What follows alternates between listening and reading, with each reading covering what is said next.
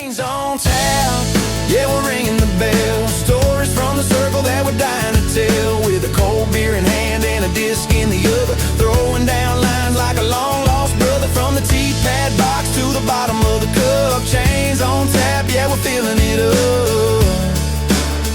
All right, guys, welcome back to Chains on Tap. We're your hosts, Chris and PJ, here hanging out back at the bar. This is our first official episode. Hopefully you guys were able to watch the first episode, our pilot episode, Chains on Tap. We got new mics. They sound great. Do you want to tell them what happened to the second episode while we're here? Well, unfortunately, the second episode was not an episode. I mean, we got left in the dust with technicalities and equipment fails and all that fun stuff. And if anybody ever finds that footage, they're going to see me very disappointed. I mean, I guess we should give props to Samsung because it recorded the whole time. That is true. It did record the whole time. So, guys, we're welcome back to Chains on Tap. We're your hosts, Chris and PJ, and we're here to talk about disc golf. I hope you liked the first episode. And this week's topic, we are going to do... we're Chains on Tap, right? Yeah, Chains on Tap. That means we need a beer. I'm always down for a beer. So I'm the next one, right? Yep, you're the next one. So I've got a beer for everybody to try out.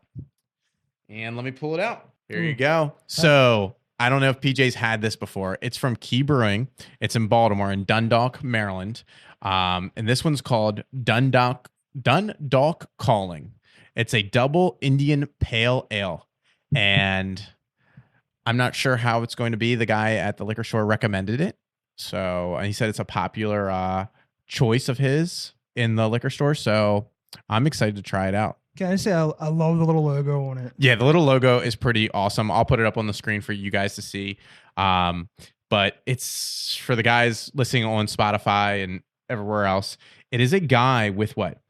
A keg? I think it's a keg or some sort of tower. It's a small keg, whatever it is. And he's like beating it. He's like, he just kicked it, I guess, and he's throwing it on the ground. Maybe like a reverse anarchy symbol, I guess, with the guy throwing the Molotov. Yeah, I guess. But apparently this is the best thing that's ever came out of Dundalk. The guy at the liquor store told me. Where did they get the water for this? Dundalk. So let's crack it open. What do you smell when you crack it open? Strong hops just hit you right in the face. Strong hops for sure. Yeah. Definitely very strong. Definitely an IPA. Oh, she got a bite to her. Oh, yeah, she does. I mean, if you like IPAs, especially thick IPAs. Yeah. Really good so far. Yeah, no, definitely. It's definitely good. Like I said, it's from Key Brewing Company.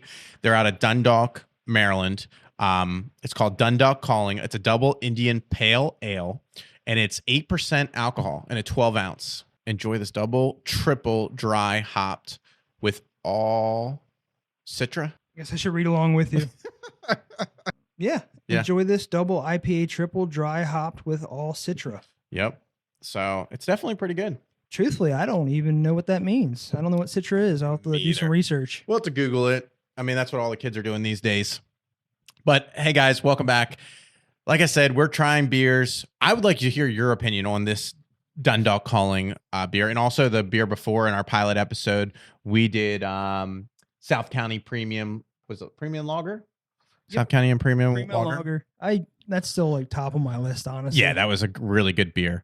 So we want you guys to join us too. Like, put in the comments what's your favorite beer. Message us. We are trying to build our social media presence. Like I said, this is our second episode.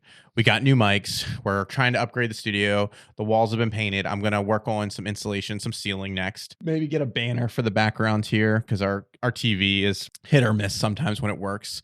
And just really build the community here to introduce beers and discs. So I think this week's topic, we should talk about, like, we talked about how we got into disc golf, like what the disc, what does it mean? Like, you have 4 numbers on the disc.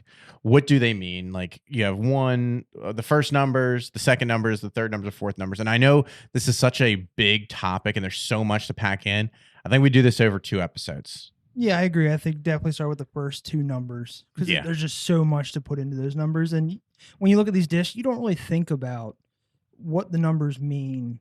you kind of just grab them other than the first number. Everybody's like, okay, I can throw this disc. But in reality, there's a lot more numbers and more that goes into that, especially shaping shots. Yeah, no, I agree with that. So like we'll start with the first two numbers and then we'll end the episode with Dundalk calling and a review on that and a disc review from you. Always. And then hopefully we'll release the next episode. This, guys, we're going to try to be on a time of a Tuesday, Thursday schedule of releasing videos and podcasts, maybe on a Tuesday. We're going to try to figure that out if we're going to release on Tuesdays. Probably this episode will be on a Tuesday. The next episode will be on Thursday, and we're going to try to do maybe the disc reviews on Tuesdays and the podcast on Thursdays. Yeah, that sounds about right. Yeah, that sounds about right. But right now we're trying to get our momentum going, getting the show off the ground. So let's talk about the first numbers, right? On a disc. Everybody knows about it. You've got that first set of numbers. What do they mean, PJ? Okay, so we're going to go with, well, I guess let's describe all of them first, just so we're not jumping out of it. Speed, glide, turn, and fade. So we're going to focus on speed and glide. Speed and glide. So for your glide, the number's always going to be between 1 and 7. You'll never have a 0 there. I'm sorry. For speed? Yeah. Speed. 1 and 14. 1 and 14. There Yeah. you go. Check your notes. I'm trying, you know. I know look at us. We're really a fish today. We've got a notes in front of us. And I was really excited about this topic. I actually did some research last night and really deep dived. And because you can go down a rabbit hole with the whole numbers thing. And like, we can talk about the history before we really get into it. Sure. There's really not much to, like, the numbers were made by a guy at Innova. And I am going to butcher his name. Butcher it. Go for it. I don't mean to butcher this. Dave's his first name. I definitely got that one right. 100%. But Dooney Pace, or is the I silent? It's Dunipace. So it could be Dooney Pace or Dun Pace. Dunny Pace. Yeah, we're just gonna call him Dave. Yeah, I like Dave. Dave he was the co-founder of Innova back in I'm guessing the 90s and 2000s, early 2000s. And how the number system came about was in 2001 was finalized that these numbers were put on Innova discs. We're only talking about Innova right now, no other major companies, only Innova. And they released it in a catalog in 2002. And this is an article that I found off of what is the UDisc, and it was written. I have the author's name because I want to give him a shout out because it was a really good read, and I highly recommend you go and it was Disc Golf Disc Numbers. What do they mean? And it was the author is it Alex Williamson, and I think I got his name right. He wrote a great article. I would highly recommend going out and taking a look at that. I'll put a post up on the screen for that. But he wrote a great article explaining everything and the history of it. He even goes into depth. I didn't even know there was an archive for disc golf. I didn't know that either. Yeah, and you were telling me today at work that how disc golf started. Yeah, it's a crazy story with some children and I guess cookie tins. Cookie tins? It was the tin lid golf, pretty much what they call Tin it. lid golf. Yeah. And that was like in California? So some articles say California, some others say other places. But Okay. The disc golf sport's big almost everywhere, Okay. especially in Europe and stuff like that. Yeah. So we can't count them out, but from my notes, it was California. California. Okay. And basically the kids growing up didn't have a ton of money, so they played with what they could play with, and it was actually developed in a school where they get a tin of cookies and they would go outside and try to hit a post with the tin lid. With the tin lid. That's pretty cool. Like if I'm a kid and I'm out there throwing some, and as a kid, like remember, like we were in school and we all had those gym games. It probably was a really like interesting thing, but I would love to see like the history of that and then do a really cool deep dive of like, was it started in Europe? Because in Europe, it's so big compared to America. And I know Americans, like we all have, there's so many different sports that kids can play when you grow up and do different things. And like for us, football, baseball, your mainstream sports, soccer, and as in Europe, they call it football, are really the bigger things here than where disc golf is just growing. But in Europe, I feel like it's massive. Yeah, especially, Estonia and stuff like that. Yeah. But I just wonder, especially since, Innova brought out the flight numbers, why didn't they patent them? Yeah, I don't know. But it's interesting when you start doing that deep dive too, because Innova Dave started the number system And basically off of his knowledge, there's no structure to it. Like, and the PDGA basically states that, I was trying to find that. I had that in my notes, that basically in the PDGA, they only look at the circumference of the disc. It's got to follow certain guidelines of what a disc is. There's no such, like, they don't count out, like, it doesn't matter if it's a 1 or a 14 for them. It can be anywhere in that range. And so many disc manufacturers have gravitated to the number system that David Anova first started. And that's everything through the articles I've seen. And I don't want to say allegedly, because he did publish in 2002 with that catalog. That was the first time it was actually published, according to Alex Williamson. And I mean, it's a pretty cool system, but you would think somebody would have patented that idea. Maybe the PDGA would gravitate towards that number system and make it like a known number across the board for all manufacturers. I think it should be called number regulation. Yeah. Honestly, because you have to read the numbers. I know they don't have a good point behind them or why they were developed, but honestly, it helps, especially beginners, buy discs. Yeah, no, I agree 100%. It helps beginners buy discs. It helps us figure out because we wouldn't throw a 14. We'll try. Yeah, we'll try, but we wouldn't. But I know we went down that rabbit hole. But like the first number is speed. And how do you figure out, like, how did he figure out about speed with that first number? I think speed came from the shape of the disc and how close the flight plate is to the grip. Flight plate to the grip. Okay. So like the rim size. Yes, the rim size. Okay. So your rim size. So the skinnier the rim, is it the faster the disc or the heavier disc? Like how does that, I guess speed, like we were talking about this, like how do you know what is a 14 to a 1? So I guess you could apply it to cars. Okay. I know we all know about cars. Let's go. An old Gremlin would be a 1 speed and a Corvette would be a 14. Okay. So it comes down to aerodynamics. Okay. Yeah, that makes sense. Aerodynamics and just seeing how the disc, I guess, would fly, because that's what your speed is getting it there up so that the other numbers can do their jobs. Yes, 100%. And as the disc profile gets skinnier, it's going to cut through the air a lot quicker. Yeah. So even if you can't throw that 14 speed, sometimes you should disc up a little bit.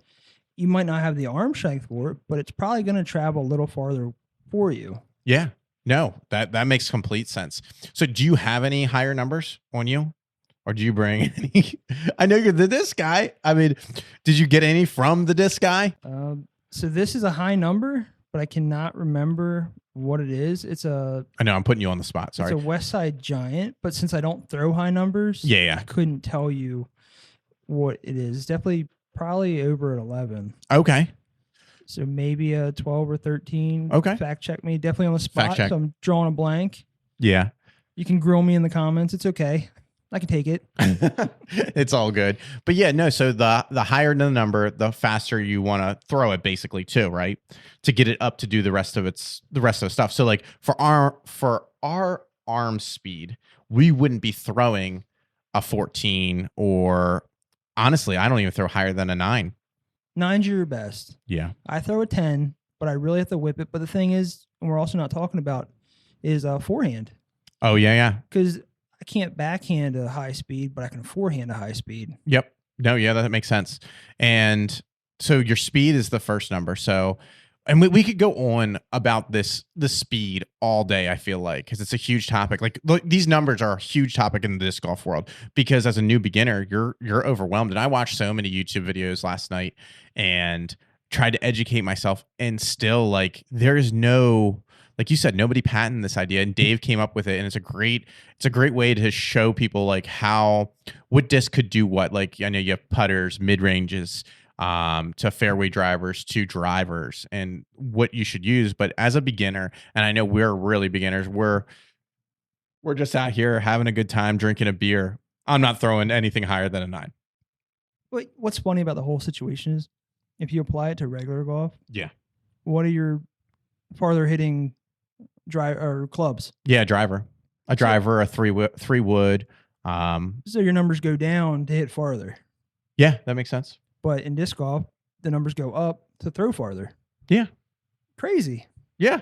I mean, yeah, that makes sense. But then look, what do we go to the second number? So we got our distance, our speed. But what is our next number? So your next number is glide, and that's The glide. the 1 through 7 that I originally said. You can grill me again. It's okay. But that's going to be your loft, how long it's going to stay up in the air for you. So your 1 wants to get to the ground faster. Your 7 wants to float for you. So your far, beautiful shots, especially for, amateurs, you should definitely be looking for that higher glide number for that distance because your arm speed's not going to be there yet. That's okay. Yeah. So your glide is going to be how far it's going to go out, How long it's going to stay in the air. how long it's going to stay in the air. Okay. All right. So we got our speed, and then our glide is how far it's going to stay in the air, like how far it's going to go. So and also too, the weights probably mean a big thing for discs. Yeah, that'd be a whole nother topic.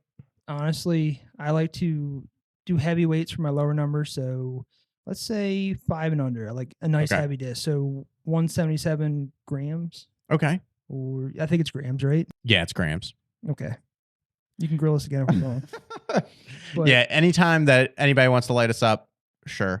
Let us know. Constructive criticism is always welcomed. And we're always welcome to learn new things too, because like I said, we are beginners ourselves, and we're trying to educate ourselves as much as we can and still have a good time and educate you guys too, because like we're pulling out this information, like I said, off these articles that we read and everything that we try to read and try to inform our community. Like, hey, like, and I think the biggest misconception with disc golf is when people get in is they buy these discs like we talked about because of the logos, because of everything. And a starter pack does give you a good general idea, but like between a Nova, Latitude 64 to MVP, all their numbers are going to be different. And that's another thing that I let the community know is that these numbers, even though an Innova might say I am a 9-speed, an MVP says I'm 9-speed, doesn't mean they're going to be a 9-speed. It may be a 7-speed in Innova's book, but in MVP's book, it might be a 9 because there is no structure. There's no across the board, this is what a 9-speed should be. Yeah, 100%. And with MVP's gyro technology, it definitely adds a little more spice to the disc. No matter what you're throwing with MVP, they have it figured out. Yeah. The way they cast their molds and stuff like that. And now apparently they're going to be putting copper around the edge or something, like a copper powder. It's called like the Gyro X or something like that. Copper? Copper or Are something. they trying to ground themselves to the earth? Because I feel like that's all it would do, would be like literally head towards the ground. It electrifies the disc. Oh, wow. With the price of copper these days, Yeah, that's going to be a high price disc. that will be a high price disc. Watch out. And the scalpers are going to love that. Yeah. So we got speed and glide, and those are some great things to look at, especially as a new beginner. You're looking at your numbers. I definitely would say start lower, 7s, belows, maybe a 9 if your arm speed, because honestly, as a beginner, you might throw a 9 the same distance you throw a 7. 100%, because when you go low numbers, you don't have to have the arm speed. Yeah.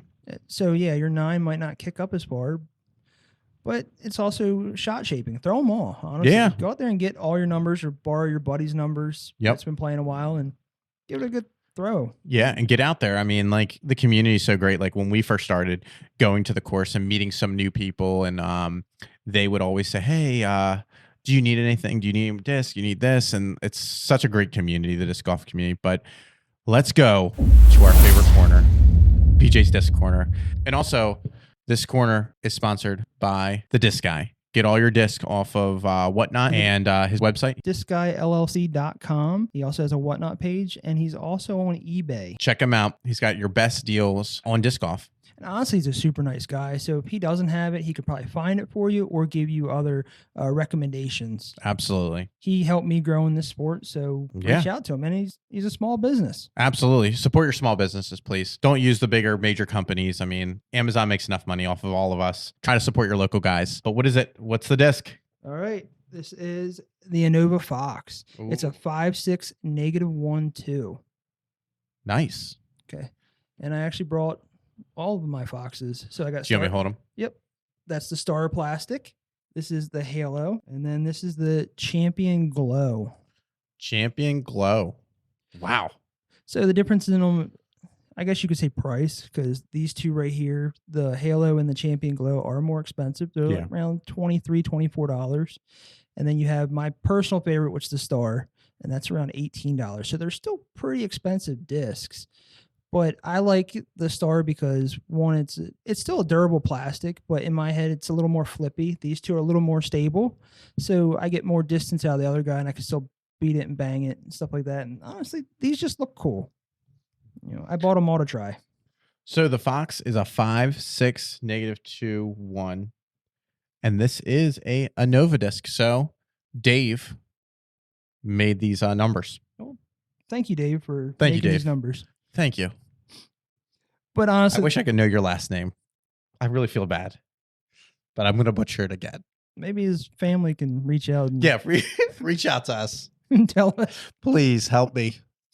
And I'm terrible with names. I'm so sorry. But no, it's a great disc, and I honestly recommend any beginner or actually any player.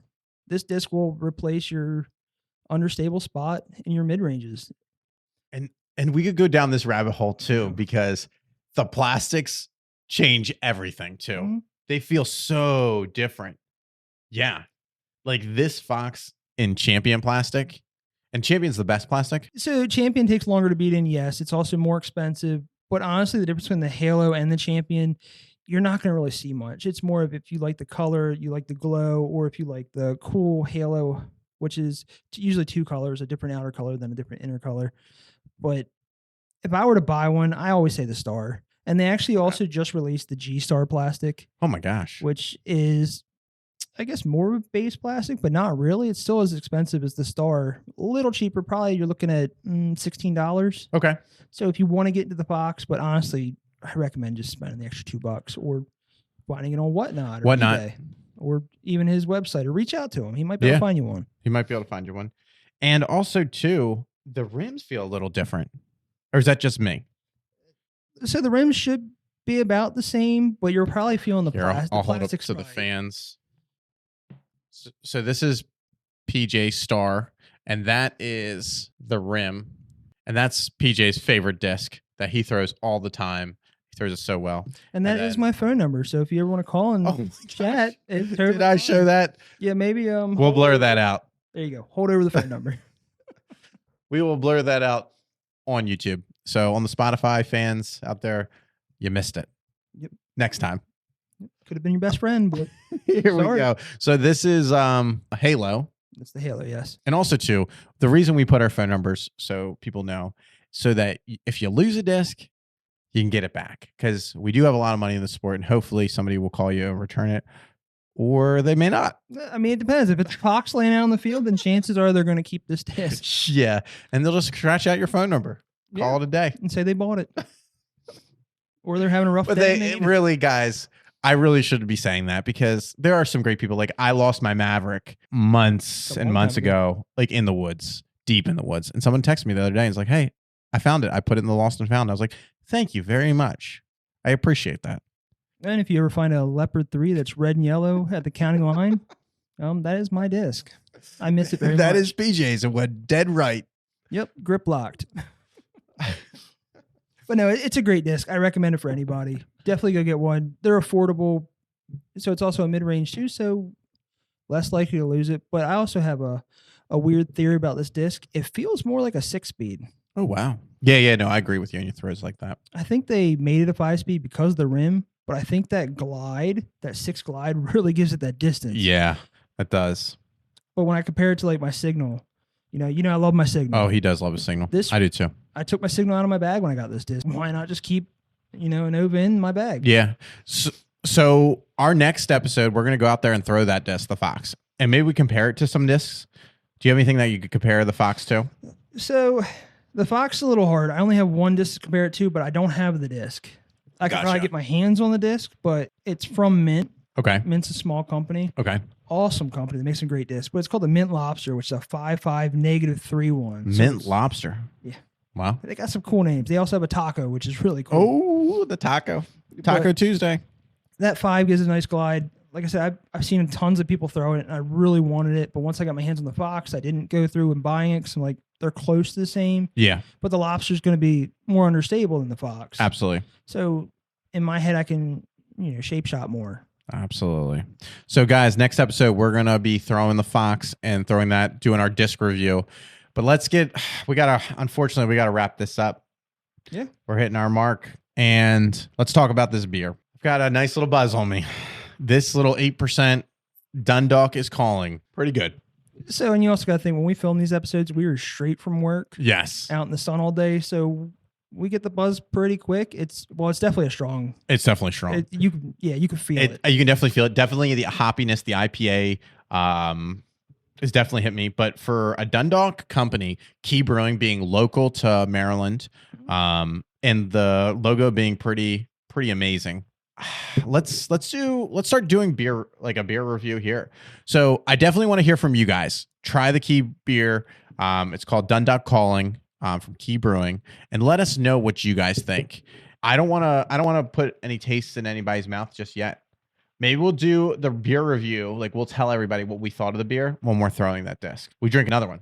Okay. Yeah, let's do it again. Yeah. So we're gonna keep sipping on this, and I don't want to because I don't want to say a number and then everybody goes out, oh, they're wrong, they're right, and I don't want to put any preconceived notions in anybody's heads. I want them to let us know. So please let us know what you guys think of the beer, and if you have any other beers or any discs that you want reviewed here, let us know too, because we would love to hear your feedback as we grow and as we go on this journey of disc golf. We would love to hear from you guys. Sure. And so, honestly, if you want to say you want a spot on the show, you want to call in and talk with us, hang out. Yeah, we're improving too. Like, these mics are so much better. We got our mixer. We're getting cameras. We're starting to get cameras here. And hopefully our studio will be finished, the ceiling. You can hear the rain. But I like it. It's like a little skylight. Yeah, it's like a little skylight. And then hopefully we can have some guests on the show and grow from here. And yeah, I guess you could say we're brewing up some things. We're brewing. Yeah, we're brewing. The hops are planted. Now let's see if they bloom. Do hops bloom? We'll be right back. We'll keep it here. We'll keep it here. We should probably definitely do our research on that one too. We got will. A lot of stuff to do. We do. We have a lot to do, but we're so excited about this new journey we are on. Thanks for joining us, guys. We really appreciate it. Until next time, cheers. And catch you on the next T-Pad. Catch you on the next T-Pad, guys.